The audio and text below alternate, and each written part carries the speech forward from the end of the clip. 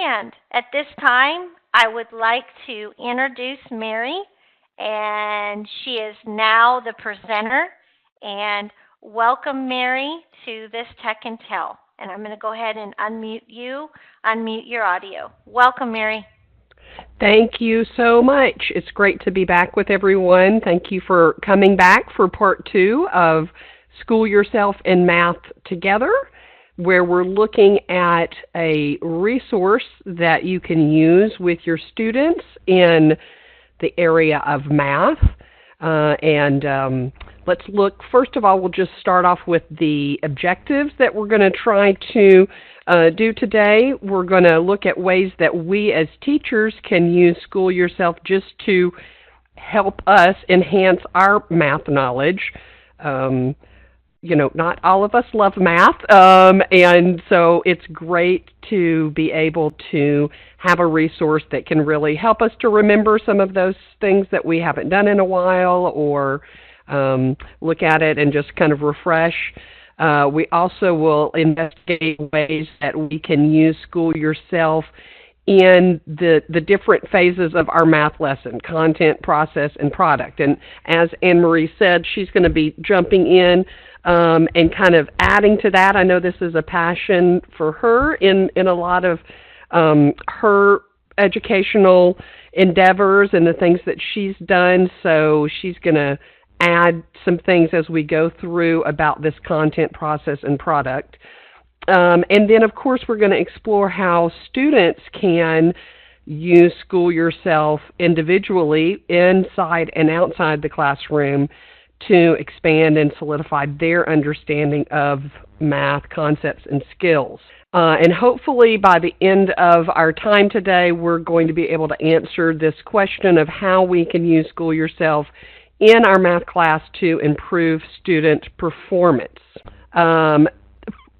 It sounds like a lot of you did participate in part 1 of this webinar, but I do want to just go back to the School Yourself website to do a quick review for anybody that did not. Maybe you could, while I'm doing that, and this is where I'm really going to count on Anne-Marie, because once I go into the website, I can't see any chats, but maybe you can just tell me if you were able to complete that assignment of going on and kind of exploring the School Yourself website and being able to get used to moving around in it, things like that. So I've gone ahead and moved over into School Yourself. Again, the website, the web address is schoolyourself.org. Let's see if I can get this out of the way there. Okay. And again, it's a free website. You don't have to have an account. We did talk about some of the benefits of the account, of having an account, is you do have a review portion. I can actually see the comments. They kind of click up here, but then they go away. So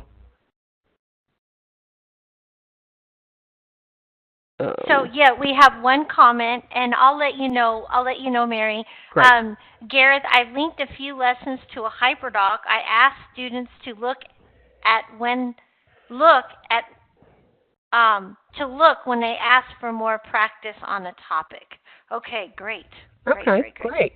Okay, so again, we're here. Like I said, you don't have to log in, but I already have my account set up, so I went ahead and did that just so I can show you some of the differences. And it takes you right into the lessons. And again, the main sections here are laid out to the left. So most of what we are using for HSE are going to be in this algebra and geometry. Here in the Algebra 2, there's one or two things. But so we're in the algebra section right now, and you'll see all of these different mini subsections, and I love the way it's kind of laid out starting with just your basic number line, and then it just progresses in difficulty moving from lesson to lesson. One of the things that we did talk about is that it is a interactive video, so I do want to come down to one of the more difficult, maybe, lessons that you would be doing with your students to kind of show you what that means as far as interactive and individualized. So it does ask the student to answer questions as they go through the video lesson. And if it seems like they're having difficulty with the concept, it will redirect them to a different lesson that will maybe help them build on that foundational information that they need to do well on the lesson that they're working on. So I'm going to go ahead and click on this. I'm going to mute it and then, whoops, stop. And I'm going to put on our closed captioning. I'm going to go ahead and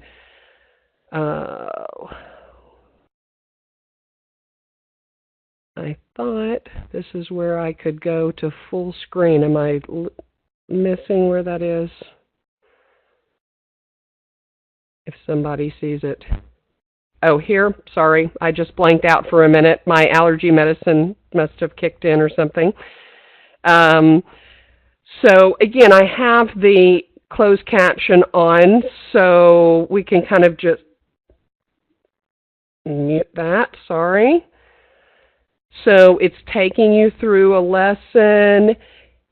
It's asking you to, let's see if I can move that out of the way. It's asking for an answer when evaluating this expression. And let's say the student is like, I have no idea what to do.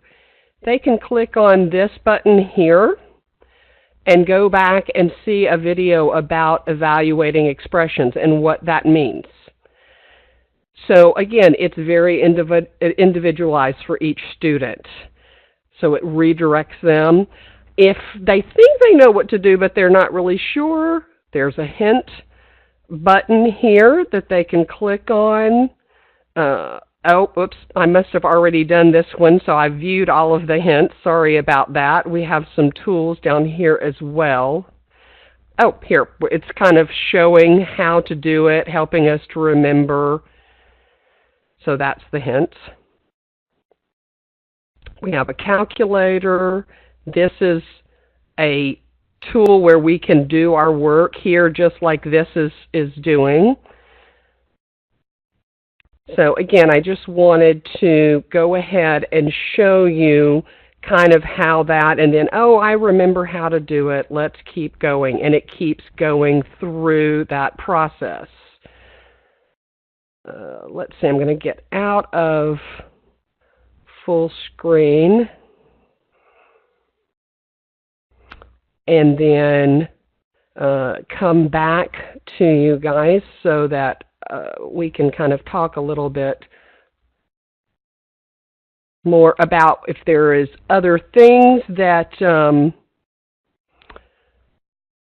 you wanted to see on there. I just wanted to do just a quick review for those that did not have a chance to look at it while we were on break from the webinar, or if there was any questions or things that you just had generally about the website before we kind of talked about how we're going to be able to use it as teachers. Mary, let's go ahead and let's do a quick check to see who is new. Everybody put their hand down real quick. I do see some hands still up. Go ahead and everybody put their hands down.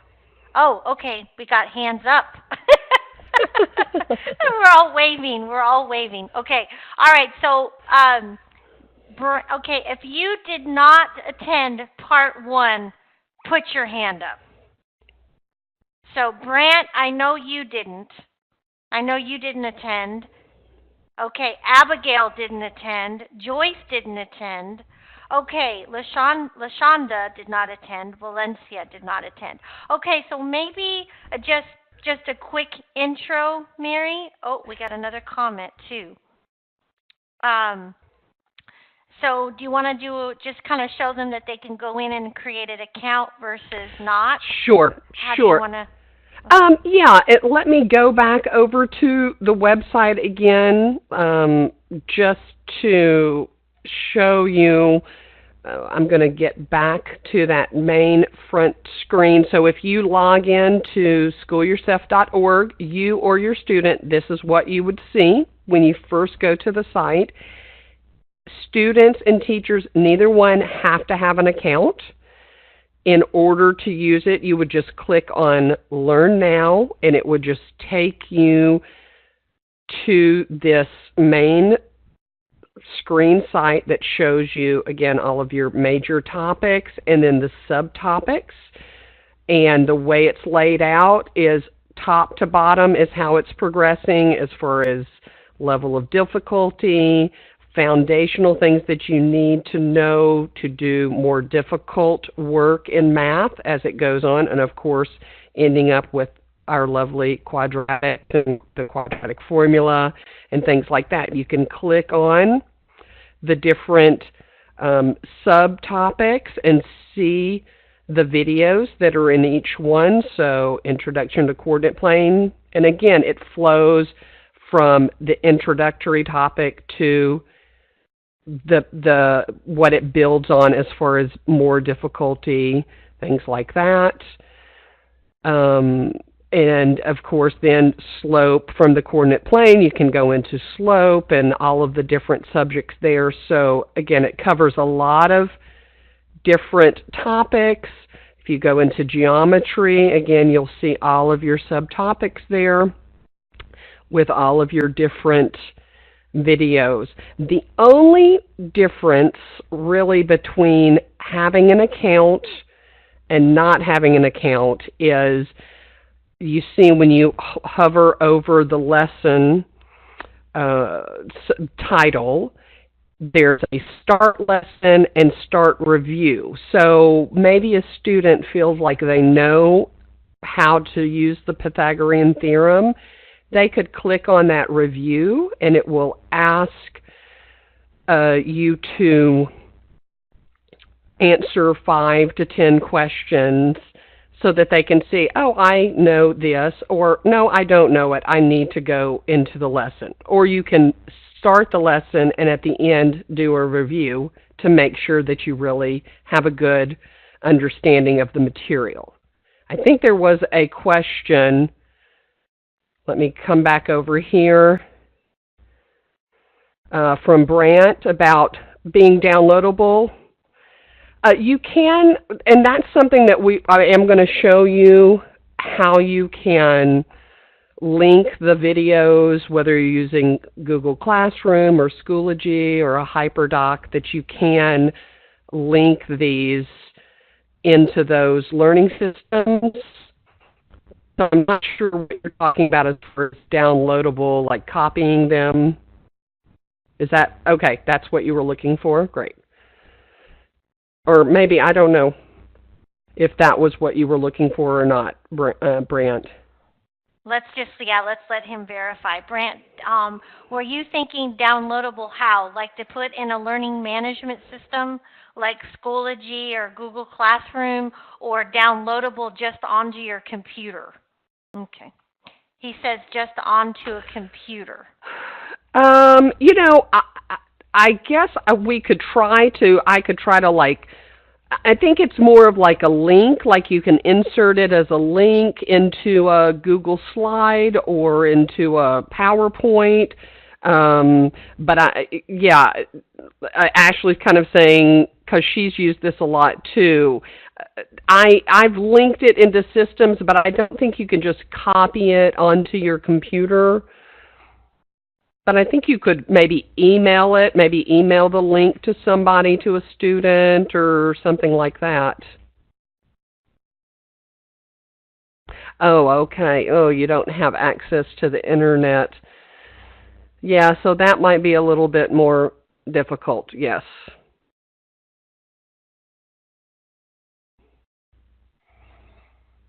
Okay, Gareth's saying you can download individual parts as WebMS. Oh, that's, maybe you guys can talk offline because I don't even know about that.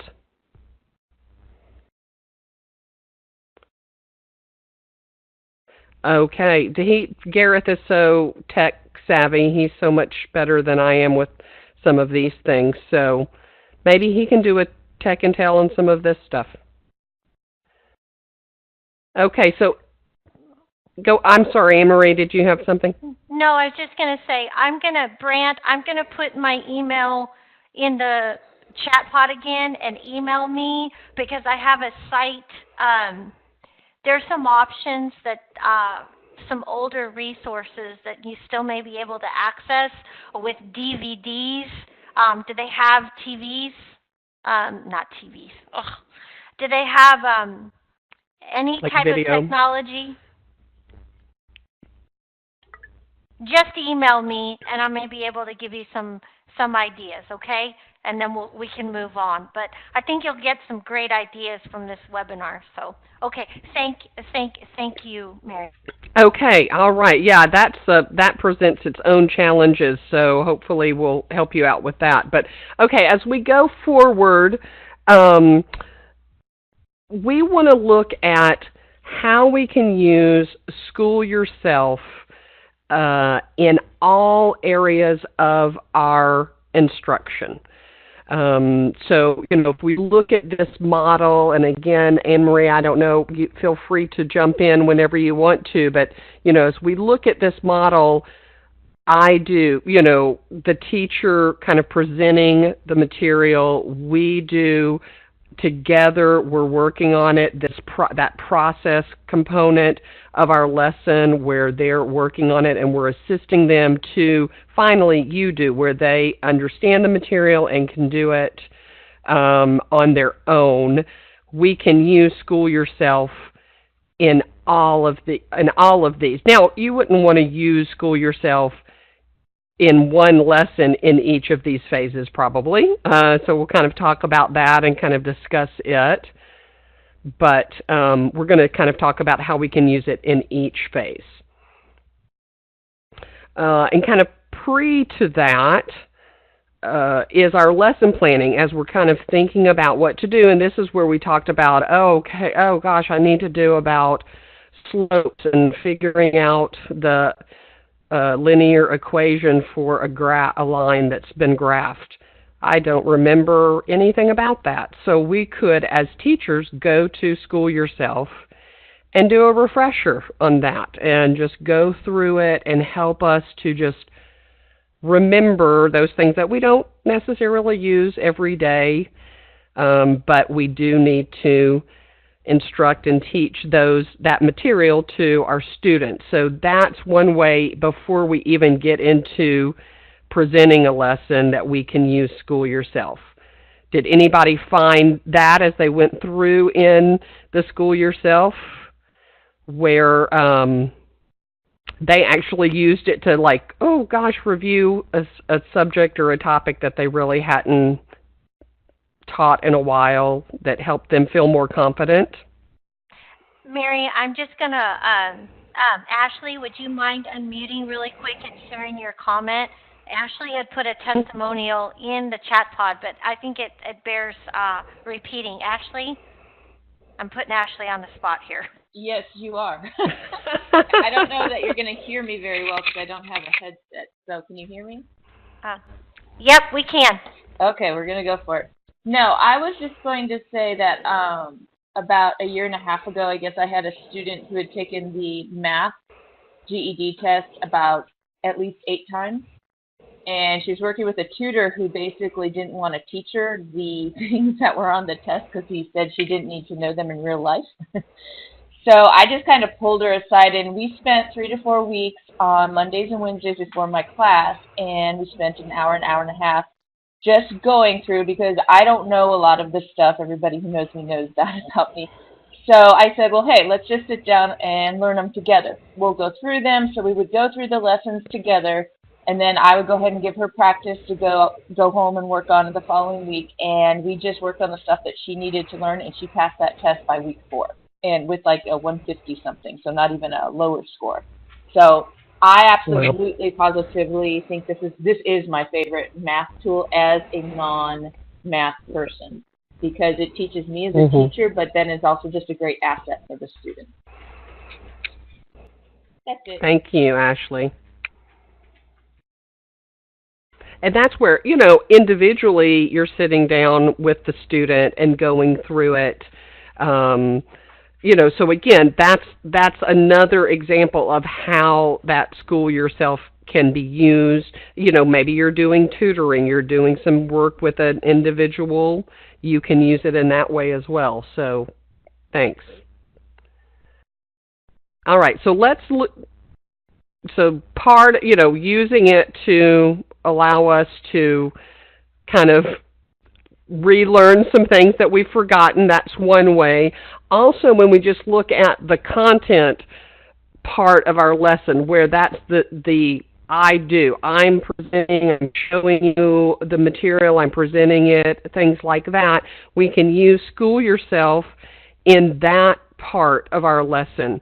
I have on several occasions, we've watched the video lesson together as a class and gone through it together as a class.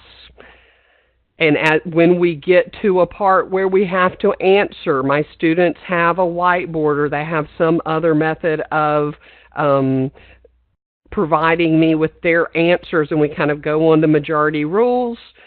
Okay, this is the majority of the class. This is the answer they came up with. We put it into the computer, or I have a student come up and put it into the computer. Did we get it right? Did we get it wrong? And then we can discuss what happened or what happened, or as it's explaining what we did incorrectly, we're learning and going through the content in class together. So using it as a component of actually teaching the lesson. Any of you that are familiar with School Yourself ever used it in that way, or have used it in a different way as far as in the actual lesson component, the content component of your lesson?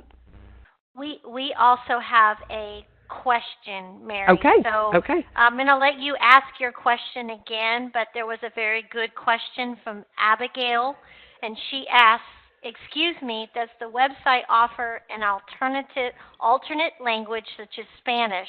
I have several high school students who will be taking the GED test in Spanish." And I don't think we addressed that last time, so that's a good question. You know what? I have not seen the capability. I'm switched over here just to see. Let me go into manage to see if there's a place where you can choose the language. Those of you that have used it, I don't know actually I have not ever come across being able to change the language. One thing, let me ask Mary, because I know Ashley has had a lot of experience, so have I. Is there a place where you can contact them and ask them questions? I believe there is let's see if it's down here at the, where it says contact us. Now I do know, I guess you can email them. So I do know, just from what I'm learning more about this. Oh, whoops, I don't want to email them right now. I thought I was closing that. They have merged this group that developed this website, has merged with another website, and they're using it on a new format. So that's why you're not seeing a lot after like 2016. I think that's when they merged with the new company. But I think they are still, they keep the website up to date. It's all still free, things like that. And I think you still can contact them through that method down at the bottom that allows you if you have questions and things like that. So I hope that answered your question. But I do not think that it's that you can change the language like you can in some of the other sites and One thing, I wonder, Mary, on the video, the video hmm that you showed, but it was muted. yes. There's not a translator there on the actual video, is there, and subtitles? Let's see. Ashley, is that what you tried to do, Ashley? Go in. Let me just go to one of them real quick and see if there is a.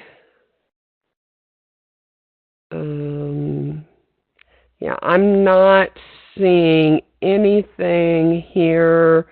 This just says translate to English, which that it's already in English. So no, Okay. I think it's all still English based. Sorry about that. I'll keep investigating that, and if I find something new, I will let you guys know. So my question was, anyone who is familiar with School Yourself, have you used this as part of your actual content section of your lesson, where you're presenting the materials and going through the material that you're teaching, or have you used it in a different way in that the content part of your lesson? Or are we all pretty new with this? Some of us have been using it for a while, and like I said, sometimes just as a group we watch the video together and answer it together, and then I of course can on the board work out the problems if we did not get it correct. If as a class we didn't get the answer correct, I can kind of go into more detail. So it's not just sitting and watching the video. We're interacting, we're discussing it, we're talking about it. I'm letting the students go up and answer, whether they're holding it up on a whiteboard or I'm saying who wants to come up and try to answer the question, that type of thing. So it is very interactive. It's not just sitting and zoning out watching a video. Okay. So let's move on to, I think this is how I use School Yourself the most in my classroom. I actually love math and love to teach math, so the content part, I kind of really love that and feel confident in that. But a lot of times when I finish that and we move on to this we do, where I'm actually asking the student to kind of work more, whether it's in a group or individually, to practice on problems, practice on material. And there may be some students that just aren't getting it at all that I need to kind of work with individually. Then there's some students that have gotten it, already have it, and can move on to something else. And then there's that middle group that are like, oh, I'm not so sure. I think they've got it, but I think they need to work on it a little bit more. That's where, School Yourself really comes in handy, because I can say, go here and do this video on School Yourself. It's asking them to interact with the video, and then I can see at the end, have they really gotten it? So, yes, and I think Anne-Marie's wanting to maybe jump in here. Okay, just really quick. When we think about process, content, product, and process, we've talked about content. Process is exciting, and it's sometimes the most difficult in our lesson, because process is where you think about what are the strengths of your learner. Are they auditory? Are they kinesthetic? Are they tactile? And how can you use the School Yourself website in ways that you may not be thinking of? So as Mary said, she may do all of the work at first, and then she may have them watch the video and put the students together in a group to kind of talk about, a math problem in more length, or have watch the video in class and then give them an assignment that's the same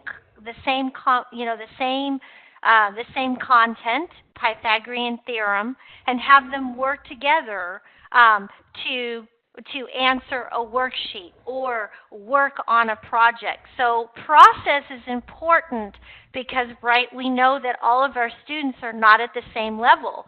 So Amy may be very, very advanced and may be very close to passing the math GED, but Anne Marie over here may be may struggle with learning disabilities and may not like group work. So can Anne Marie be working on School Yourself on a computer, working with the videos by herself?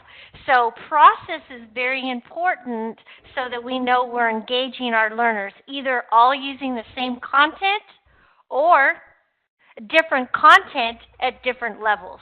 So I just wanted to kind of jump in there and share. Thanks, Mary. Thank Yeah, no, great. I love the input. That's wonderful. And again, that's for me, this is where I use School Yourself the most, where I allow students to then take the information that we've gone over in the content part of our lesson, and then they're kind of working on their own with me coming along and helping them during this. So it's kind of like Gareth said, like a supplement to what I'm doing. Or many times a student gets home and they're trying to work on maybe an assignment or homework or something that I've given them at home, and they're like, oh, when I'm with Mary, I remember it, but when I get home, I completely forget it. They can go back to School Yourself and do this video again to refresh or to remember or to go over that again. So it is a great supplement to what you're teaching in the classroom. So this is one of the biggest areas that I use, and this is also where you could, again, if you're using Google Classroom, if you're using HyperDocs or Schoology, then we could definitely, I can show you how easy it is to link to those. If there's one that people are more interested in than others, then I could go on and just kind of show you how easy it is to link to like a Google Classroom where you could say, okay, we finished the lesson, now I'm gonna have you go in and do this video as your follow-up assignment and show you how to link that. If anybody is interested in that, we can do that. We'll go over here. So let's just say, did we decide, is Google Classroom the one that people are maybe using the most right now? And again, I know, and Anne-Marie will probably remind you guys that all of these, Google Classroom, HyperDocs, and Schoology, there are probably Tech and Tales for all of those. So if you're not familiar with them, you can go on to Tech and Tales and watch those to become more familiar. So let's see, I've got, okay, a Google Classroom math class pulled up, and I want to go ahead. So I did one that has slope. Hold on, I think this is kind of in the way. Here, I'm going to click this create, and I'm going to create an assignment.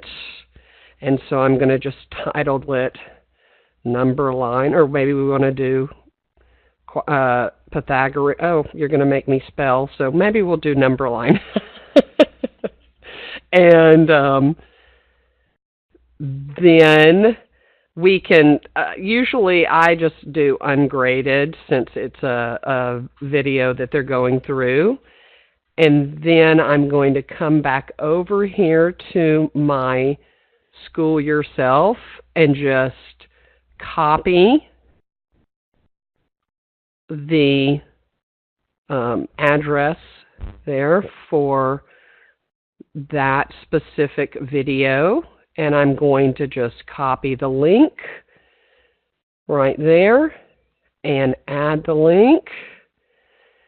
And here you have it right there, and I can assign it, whatever, however I can assign it, or I can schedule it ahead of time.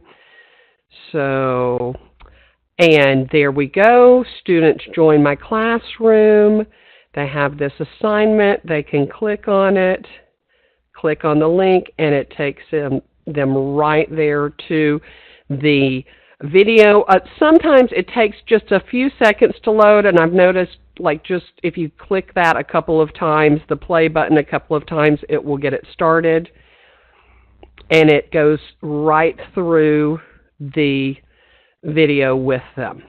And they can answer questions and go through it just like they would if they were on the actual website. So, any questions about that process? Or is there another place you would like to see how? I mean, it's just as easy as just copying and pasting the link. Mary, we do have a question. Yes. Excellent question from Abigail. Does the website store bookmark progress or individualized learning such as Khan Academy once you create an account? So can you talk about that? Okay, so let me go back and, oops, sorry, wait a minute. This is, go back here, and if I log in with my account, hopefully I can remember my password. I have so many of them now that I have to keep up with. Okay, here we go. So again, when I'm in my account, it will have kind of the last thing that I did, and it kind of will give me a suggestion of what the next video that I should watch right when it pulls up. And then if you go down to, let's see. Okay, so everywhere where there's a check mark, like a green check mark, that means that I've done the review and passed the review. And then let's see if I can find some further down here. So if it has a yellow check mark, it means that I've done the lesson.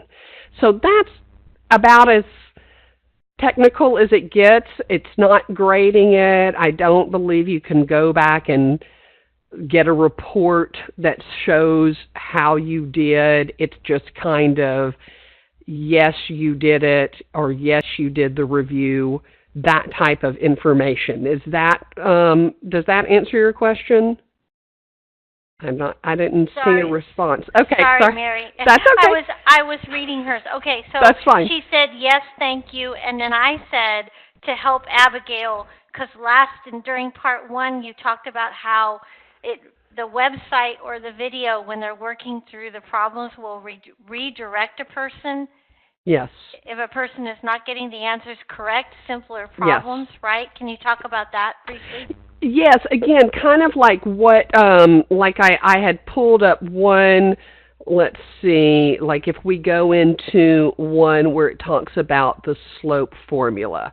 So again, it's starting the video, it's talking about slope and what that information is, and then it gets to a certain point. Hold on, I think, okay, so again, when you get to this point right here, either a student kind of understands and is going to try to provide an answer, or if they are just completely like, I don't know what this is talking about, then they can click on this, and it takes them to a video like the introduction to slope. So maybe they think they know about something, and they go into a video, and the video realizes that they don't know enough about a subject to really get enough out of the video.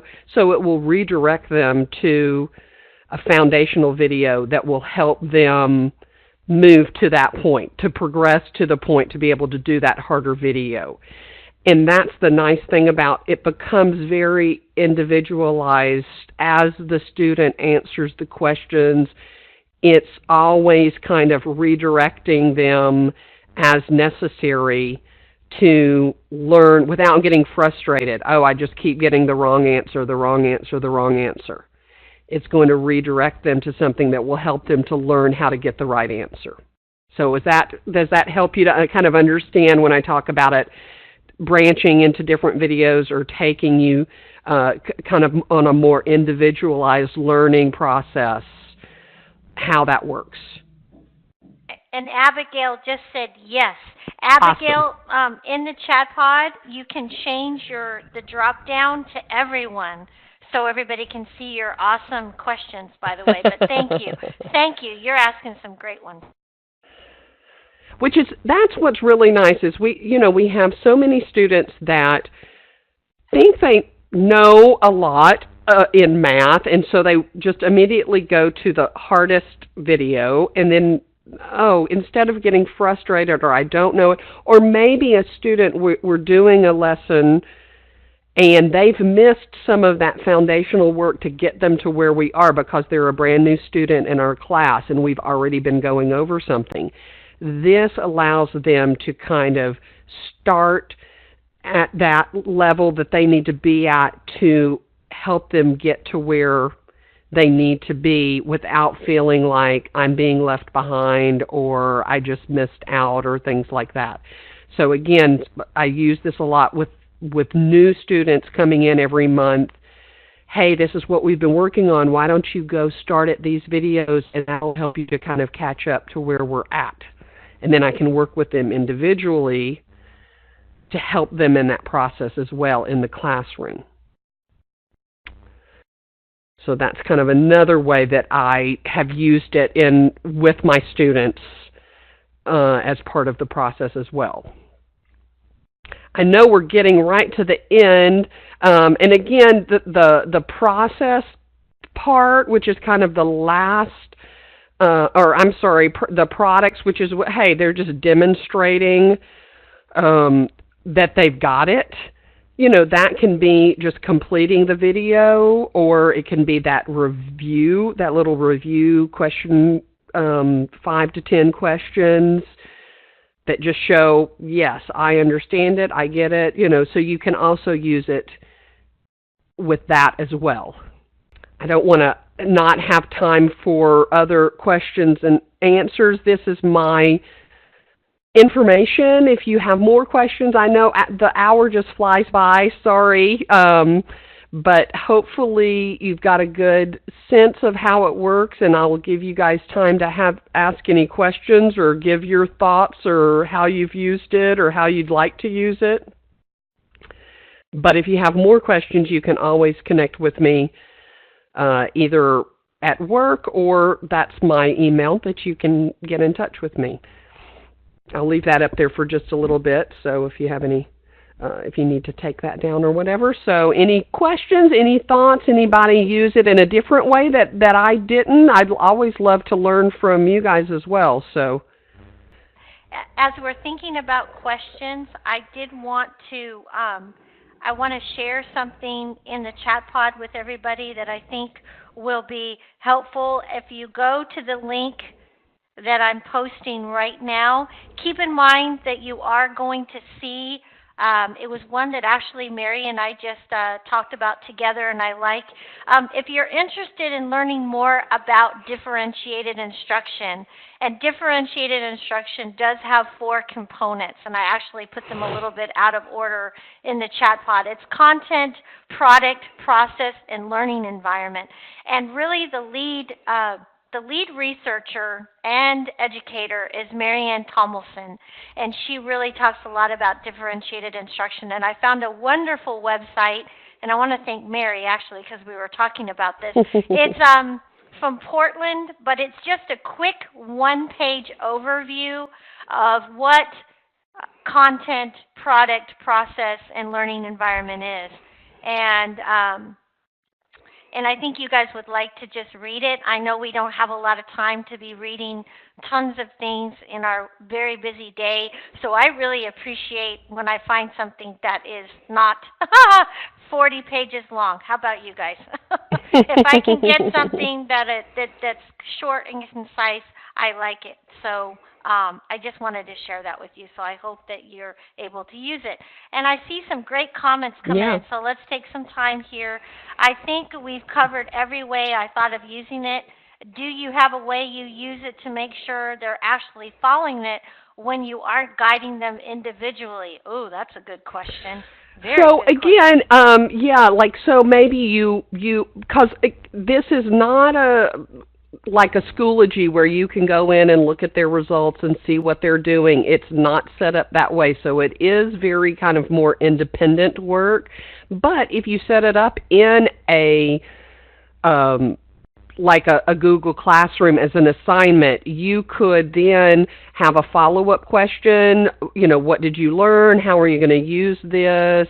What did you get? How many questions did you get correct on your review? So you could put something into your Google Classroom assignment to have some accountability in that. I guess, is that what you're looking for, maybe? A lot of it is kind of, unless we're sitting down and doing it together, I'm just taking them at their word that they're doing it, and it should show in their understanding when we do a review or go over the material again or something like that. So. I want to share too, Mary. This is exciting to me. Catherine is an IET instructor, and she has a Okay, awesome. patient care technician, and she is going to give that to the patient care technician students to, or maybe not an IET instructor. I'm sorry, Catherine, if I'm not explaining your role correctly, but I'm Mhm. excited that she's going to be using it with the students that are in that class to Mhm. review multiplication and division in order for them to be more successful to measure intake and output on patients at the hospital. So, oh, That's that's great that it has wonderful. so many. And that's the nice thing, is that it really goes from a very foundational, just introduction to math concepts all the way up to the most difficult concepts in math. So if you are in a classroom where you have so many levels, again, I talked about more on an end of where you're trying to help a student that's having difficulty, but you may be spending time with those students that are having difficulty, but in your classroom you have somebody that's about to take the GED math test. They can work at a higher level, so they're not constrained to what you're working on in your lesson. If they already have that concept, they can then use this to work on some more difficult things that you're not ready to get to in your class, but they need to do it right there. So it's a great tool for everybody at whatever level they're at. Whatever their needs are, maybe special needs students that again need to maybe go over again and again, or be able to repeat. There's no limit on that. It just meets a lot of different needs in your classroom that I've found. I've found lots of different ways to incorporate it. So hopefully you've got some of that you can take back and try out in your classrooms as well. Well, lots of great comments coming in, and I'm going to see if I can grab some in a minute, but we're at 12:30, but I want to thank, first of all, Mary Springer for doing two wonderful Tech and Tells, part one and part two. And as we close out the hour, I want to remind everyone that, first of all, these webinars will be recorded in the PD portal. I cannot give you a definite date as to when that will happen, but they will be available as courses for credit. So if you missed part one, you'll be able to take the course in the PD portal. Also, the accessible Word document outline of Mary's PowerPoint will be available as a resource inside the course. So I wanted everybody to know that. And then for those of you that joined later or may not have heard me, your certificate of completion will be available in your transcript in the PD portal by Monday afternoon. Texas A&M will be working next week except for Friday, so I'll make sure that you'll be able to get that, but don't look for it until Monday, okay, Monday afternoon. So I'm going to see if there's any other questions. Yep, and so Abigail just said, excellent point, Mary, that is constant, yes, that a lot of review for slow math learners. And yeah, and Gareth had a great comment. You can use Google Forms to generate a quiz that goes with something you post in the classroom. Excellent idea, Gareth. So I want to, on behalf of Train PD, I would like to thank Mary for an incredible job, and I'd also like to thank all of you for the great participation today. It makes all the difference in the world when we have all of this back and forth in the chat pod. So I'm going to go ahead and let Mary have the final word, and we'll keep the room open for a few minutes.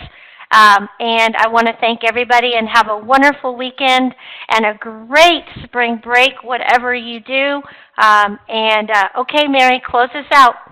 Thank you so much for just the opportunity, Anne Marie, and thank you for your participation, and I hope that you went away with learning something new that you can use not only to help yourself in math, but also your students at all different levels, and this is something I'm so passionate about.